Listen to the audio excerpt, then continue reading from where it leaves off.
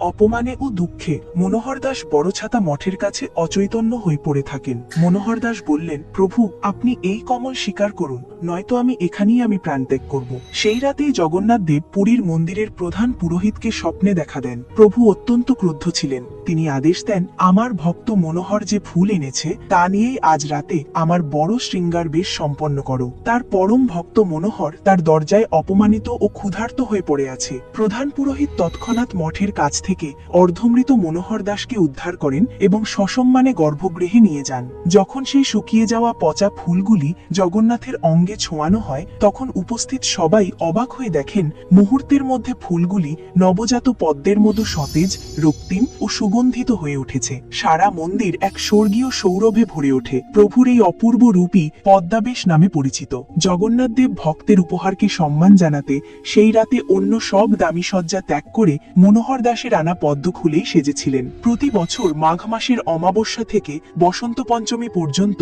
যে কোনো বুধবার বা শনিবার এই বেশ অনুষ্ঠিত হয়। এই বেশে জগন্নাথ, বলভদ্র এবং সুভদ্রাকে প্রচুর পদ্মফুল এবং পদ্মের নকশা করা বিশেষ পোশাকে সাজানো হয়। মুখমণ্ডলে পদ্মের পাপড়ির মতো চক্রাকার সজ্জা থাকে। এই রাতে ভক্ত মনোহর দাসের স্মৃতিতে মন্দির থেকে বিশেষ পদ্মকেশরী ক্ষীর নিবেদন করা হয়। জগন্নাথ দেব শুধুমাত্র ভক্তের ভক্তি ও নিষ্ঠা দেখেন, নিবেদিত দ্রব্যের বাহ্যিক রূপ বা মূল্য নয়। যদি সত্যিই জগন্নাথের উপর বিশ্বাস থাকে, তাহলে ভিডিওটি লাইক ও চ্যানেলটি সাবস্ক্রাইব করুন আর কমেন্টে লিখুন, জয় জগন্নাথ।